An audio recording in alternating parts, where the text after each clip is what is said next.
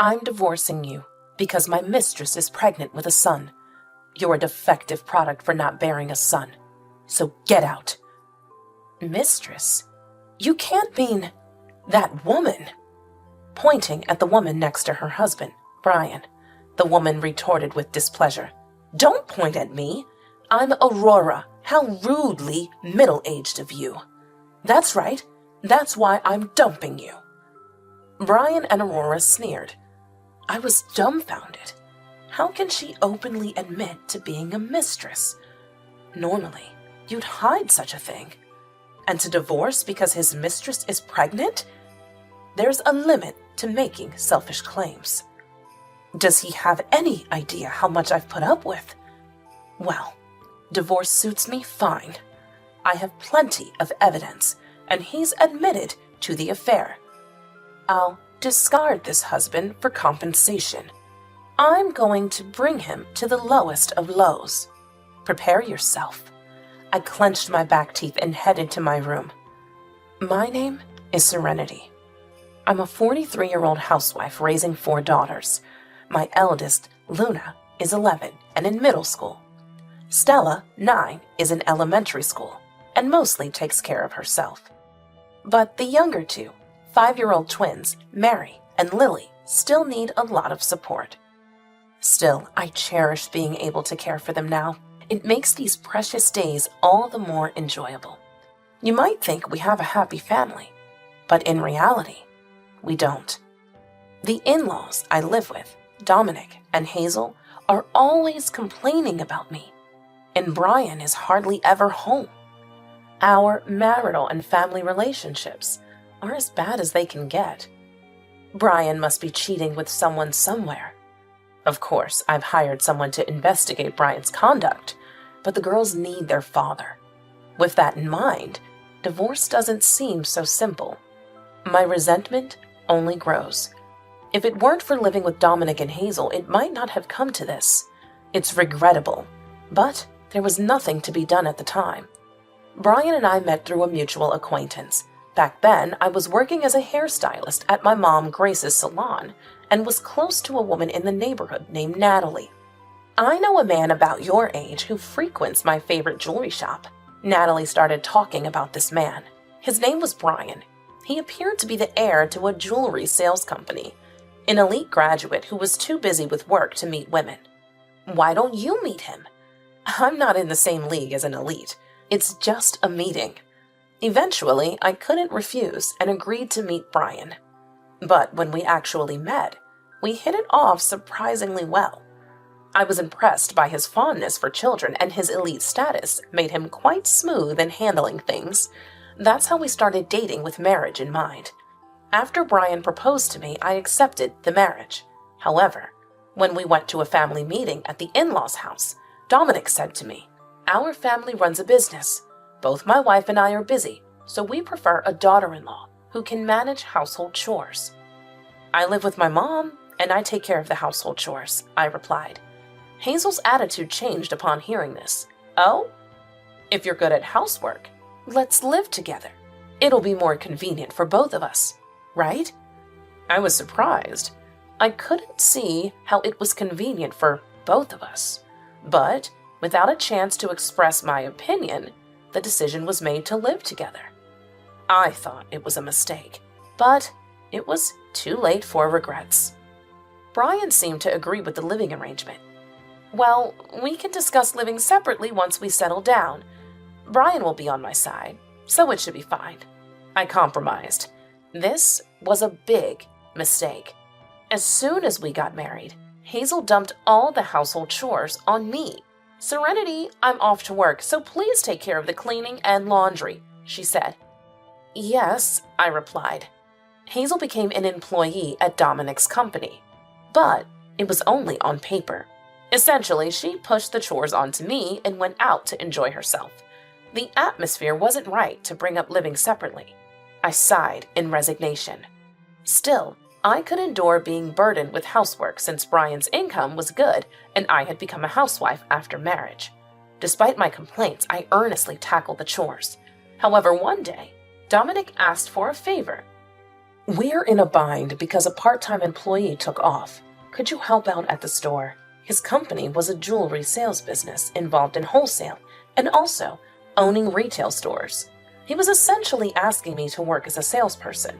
Though I had my grievances, I was living with Dominic. If I were to refuse, it would sour the atmosphere at home. Reluctantly, I accepted the job. That was my second big mistake. Dominic, encouraged by this success, frequently asked for my help at the company. I missed the chance to refuse and ended up doing whatever Dominic asked. Honestly, I was even considering divorce. Then, I discovered I was pregnant. When I shared this with Dominic and Hazel, they were overjoyed. Wonderful, Serenity! You must prioritize your health now. No need for household or work chores. Yes, right. I must inform the relatives. Dominic began contacting relatives in a flurry. Watching him, Brian spoke to me. Sorry, Dad and Mom are just excited. No, it's okay. I'm happy they're happy. That's good. Make sure to have a healthy baby. Brian's words were the most encouraging. From that day, my life changed drastically. Hazel took over the household chores. She had pushed on to me. Meanwhile, I was able to relax and rest. Dominic no longer asked me to help with work. This way, I can look forward to a calm delivery. Several months later, I gave birth to a healthy baby girl without any complications. However, when Dominic and Hazel came to see the baby, their faces fell with disappointment. Despite feeling anxious, I showed them my daughter. Look, a healthy girl. We named her Luna. Oh, that's a nice name, Hazel said, clearly disappointed. Dominic felt the same. Well, having a sister will make a boy grow up strong. Make sure the next one is a boy, he said. Yes, I replied, confused. After Dominic and Hazel left, I asked Brian about their strange behavior. Was something wrong with Dominic and them? Probably because it's a girl, he guessed. What do you mean? As I pressed, Brian began to explain with a dejected look. His family had been running a company since his grandfather's time, and as it was a family business, there was a need for a male heir. Dominic and Hazel had been hoping for a boy, so my giving birth to a girl was a disappointment to them. Well, make sure the next one is a boy, Brian said, looking dissatisfied. I was furious. Was he suggesting that a girl couldn't be a successor? That's not true. Girls can work too. In fact, for jewelry sales, a girl might even have an advantage. What's wrong with these people? I found myself wanting a divorce right away. But with Luna here, that wasn't an option. I'll endure at least until Luna is grown. After being discharged from the hospital, my life reverted to how it was before pregnancy. Every day, I was burdened with household and work duties, on top of taking care of Luna. Enduring the pain, I carried on with my life. Eventually, I became pregnant again, but once more, it was a girl. We named her Stella, but Dominic, Hazel, and even Brian showed little interest. Years passed, and I experienced my third pregnancy, which turned out to be twin girls. Predictably, Dominic, Hazel, and Brian showed no interest, even going as far to dump more household chores on me. Even after giving birth to the twins, Mary and Lily, the situation didn't change. I started seriously considering divorce. Then, Brian and I had a heated argument over educational policies. She's just a girl, she'll be fine on her own. Nowadays, girls also need to study with college in mind. Huh? As long as a woman looks good, she can get married. She doesn't need to study. Brian and I argued like this every day. Naturally, our relationship progressively worsened. Eventually, Brian began to spend nights away from home. He must be having an affair, I thought, growing angry. Enduring this isn't good for my health. I visited a detective agency nearby and requested an investigation into Brian's behavior. It'll take a few weeks for the results. I better prepare for everything. I made up my mind. First, I would explain the situation to my daughters. Dad and Mom might not be able to get along anymore. Mary and Lily looked confused, but Luna and Stella seemed to understand. I'm fine. I hate Dad anyway. Yeah, Dad is always angry, so I don't like him either. It seems my daughters take after me. With this, I can find the right time to bring up divorce. I felt relieved. Then, one Sunday morning, someone visited early. Who could it be? As I wondered, Brian came in with a guest. Serenity, we need to talk. Brian had brought a young woman with him who was smiling oddly, pleased with herself, and wore flashy makeup. Since you couldn't give me an heir, I found a woman who can. What? A woman who can produce an heir? Isn't that cheating? Confused, Brian continued, stroking the woman's belly. Well, that's the situation. At that moment, I understood everything. Brian continued with a nasty grin. I'm divorcing you because my mistress is pregnant with a son. You're a defective product for not bearing a son. So get out. Mistress? You can't mean that woman. Pointing at the woman next to Brian. Then the woman retorted displeased.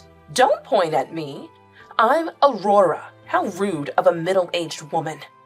Exactly. That's why I'm dumping you. Brian and Aurora sneered together. I was dumbfounded.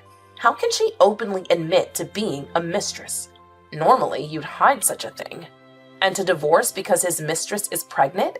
He should limit his selfishness. Does he have any idea how much I've tolerated? Well, divorce suits me fine. I have plenty of evidence, and he's admitted to the affair. I'll discard this husband for compensation. I'll make sure he hits rock bottom. Be prepared. I clenched my back teeth and headed to my room. There, I noticed my 4 daughters outside the room. Holding them close, I whispered. I couldn't make up with Dad. Don't cry, Mom. We're here for you. Luna comforted me. I hugged my 4 daughters tightly. Then we began preparing to move. I contacted a moving company and also called my mom, Grace. Mom? About what happened recently. It didn't work out, did it? Mom gently asked. I had informed her when I requested the investigation. It seems Brian is cheating, so I might get a divorce. Yeah, that's right. Then you've got a tough road ahead. Come back home immediately. I'm preparing everything. Thank you, Mom. Later, I moved back to my parents' house with my 4 daughters. Although I had been worried, my daughters didn't seem down. In fact, they were happy to go to their grandma's house. But that doesn't resolve everything. The discussions about child support and compensation weren't finished yet. Moving back, I could resume working as a hairstylist like before. But it would be tough without child support. I hope we can have a reasonable discussion. That was my only concern. After moving, I started discussions with Brian about compensation in the divorce proceedings. But, as expected, we were at an impasse. You're divorcing me because you cheated. It's because you couldn't bear a son. I haven't done anything wrong, Brian boldly claimed. Does he not think cheating is wrong? I was appalled by his childish attitude. Eventually, months passed without any resolution. By then, Brian had stopped answering my calls. I guess I have no choice but to go to his office. I was contemplating this when suddenly my mobile phone rang. It was Brian on the other end. Serenity, can you talk right now? After all this time avoiding me, now you want to talk? How self-centered. I retorted with displeasure. Brian went silent, so I hurried to continue before he could hang up. So, what do you want to talk about? I was wondering, would you consider remarrying me? I thought I had misheard, so I asked Brian to clarify. Did you just say remarry? You're joking, right? I'm not joking. Things are just the worst right now. Brian sounded quite down. Despite the hassle, I asked why. Brian then shared his story. A few days before the call, he received a message at work from his parents that Aurora was about to give birth. Thinking the long-awaited son was arriving, Brian rushed to the hospital. By the time he arrived, Aurora had already given birth, but Brian found his parents standing dumbfounded outside the delivery room. Did something happen to Aurora? Brian asked the doctor. The doctor said the birth was successful. Curious, Brian went to see the baby. At the newborn room, a nurse pointed out Brian's child. But the moment he saw the baby, Brian turned pale. The baby clearly wasn't mine. But if it was just born, I began suggesting perhaps it was too soon to tell, but Brian interrupted loudly. The baby's skin was dark, but Aurora and I are both white. It was evidently not his child. I figured as much. I found myself responding. Brian retorted with displeasure. What do you mean by figured? Before you decided to divorce me, I had an investigation done on you, I explained. An investigation? Brian was shocked. I continued nonchalantly. I had your affair partner, Aurora. Was that her name? I had her investigated too. And? She had other men she was close to, including a black man. Maybe he's the real father, I teased. But I thought, you really believe that? It's laughable. Like a young woman would be satisfied with a middle-aged man. I laughed loudly at him. Brian's anger exploded, raising his voice. Shut up! Don't laugh! Ignoring Brian's words, I laughed heartily before bringing up the subject of child support and compensation. About the child support and compensation. Shut up! I said we should remarry. And I said no, I yelled back, and Brian shouted even louder. If you don't want to remarry, then you raise the kids. That's the condition for paying compensation and child support. What an outrageous thing to say. I was so appalled I was left speechless, and he hung up on me. After that, the phone went unanswered. If he won't take my calls, we can't talk. I don't want to see him, but I guess I have to go to his company, I muttered as I shoved my mobile phone into my pocket. Then, I went down to the beauty salon below. Natalie, a client, was waiting there, and Mom was attending to another client. I greeted Natalie with a friendly smile. Sorry to keep you waiting. It's okay, but I'm sorry for the trouble with that matter. Natalie was considerate enough to not mention Brian's name. No, it's fine.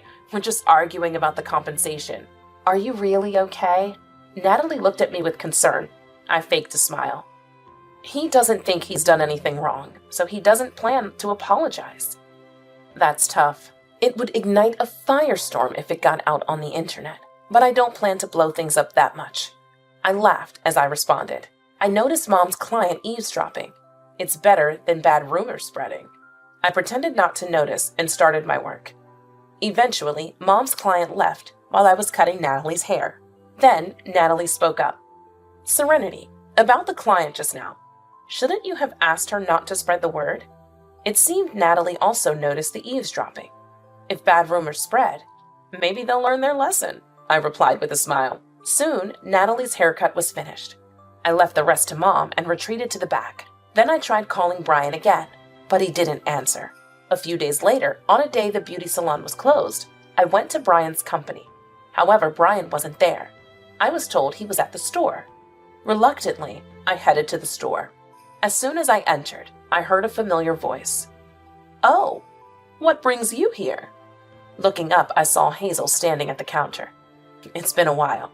How vulgar of you to barge in here. Despite her bold words, Hazel seemed somewhat emaciated, likely affected by the revelation that Aurora's child wasn't Brian's. I addressed Hazel with a disdainful smile. Can't help it, he's been avoiding me. What did you say? I just want to be compensated. How do you plan to take responsibility? My words caused a stir among the customers in the store. Hazel, sensing the situation, began to panic suddenly. Please, not here, stop this. But it's all about settling with money, right? That's better, isn't it? I said this exaggeratedly, causing quite a commotion around us. Unable to bear it, Hazel grabbed my hand and led me to the back of the store where Brian was working. Hazel addressed him. Brian, you have a visitor. Brian looked up, and our eyes met. Serenity? Since you've been ignoring me, I had to come to you. No, I wasn't ignoring you. It's just that... Brian became flustered. I told him, laughing. What about the child support and compensation? That is, well, you can pay, right, Mr. Future President? I said this sarcastically. Brian finally seemed to give in. All right, I'll pay. Just stop. This way, the discussion about child support and compensation finally began. However, this wasn't really a discussion. The details of the compensation had already been decided. It was just a matter of Brian agreeing and signing. He had been avoiding this because he was fixated on remarrying me. My visit was also to firmly reject any talk of remarriage. I watched Brian sign with a mocking smile. After leaving the store, I was approached by Aurora. She was wearing miserable clothes, a far cry from her appearance that day. "Long time no see. What happened to you? You look terrible." I said this mockingly, and Aurora scowled. "It's your fault because you wouldn't take the child." Aurora was kicked out by Brian because I refused to take her child, and she was blaming me. She didn't seem to understand the concept of reaping what you sow. However, this meant I would be criticized, so I diverted Aurora's attention. "Don't complain to me. Ask Brian for child support." "But Brian is angry that my child isn't his." Aurora looked down. I smirked unpleasantly. "I'm sure he'll listen now. He was in a good mood since he listened to me." Of course, that was a lie. However, if Aurora entered the store, an argument was bound to happen. But then, it would seem as if, following our previous interaction, a disturbance had occurred. Brian's company's reputation could be destroyed in an instant. That's what I thought. "Is that so? Then I'll go." Aurora entered the store. I watched her go and then walked away from the shop. I didn't check what happened, but that evening, local news reported a woman causing a disturbance in the store. Hopefully, this taught them a lesson. I was smugly satisfied. However, a few days later, the situation took an unexpected turn. This was a few days after I met with Brian. While preparing to open the shop, the store's phone rang. "Thank you for calling. Is this for a reservation?" I assumed it was a customer and responded with the usual greeting. However, what came through the phone was Hazel's voice, mixed with the sound of a commotion. "This isn't about a reservation. What have you done?" Hazel?" I asked, taken aback. Hazel raised her voice. "It's your doing, isn't it? The store is swamped with people right now." "Excuse me? The store is popular. Is that what you mean?" "No. Everyone's here to cancel their orders." The call ended abruptly with loud voices in the background, leaving me perplexed. After getting permission from Mom, I headed to Brian's company store. As I approached, I saw a huge crowd outside. Dominic, Hazel, and Brian were trying to calm the gathered crowd. Soon, Hazel spotted me. The moment she did, Hazel raised her voice. "What are you going to do about this?" "What happened here?" "Rumors of bankruptcy are spreading, all because of you." I was at a loss, having no idea what she meant, so I asked Hazel to explain from the beginning. According to Hazel, after my visit to the store, a customer came in wanting to cancel a jewelry purchase. Hazel, having not yet ordered the product, accepted the cancellation. However, cancellations began to increase until a crowd formed. I had an inkling about the cause, but asked anyway. "Why did this happen?" "There's a rumor on the internet saying it's dangerous." While talking, the crowd pushed me away from Brian and the others, forcing me to leave the scene. I learned the full story a few days later. The whole incident unfolded like this. It all started with a conversation in my beauty salon. That day, a client who had overheard my conversation with Natalie posted anonymously on the internet. "There's someone arguing over compensation. The son of a jewelry company's president." They must have thought it would be safe to post anonymously. Actually, that alone wasn't the problem. But a few days later, Hazel and I ended up arguing in the store. Someone who saw that posted similarly online. There's a commotion at a certain jewelry shop. They're talking about compensation. Then the news about Aurora topped it off, making it easy to identify the company and store, leading to rumors that the store was in danger. This turned into bankruptcy rumors, causing customers to rush for cancellations, similar to a bank run during a financial crisis. Consequently, the company went bankrupt, leaving Dominic, Hazel, and Brian in debt. Now they're living on part-time jobs, leaving me worried about receiving child support and compensation. I should have taken the child support and compensation in one go, I occasionally thought, but living quietly and happily with my 4 daughters is fulfilling enough. My daughters are more important than money, without a doubt.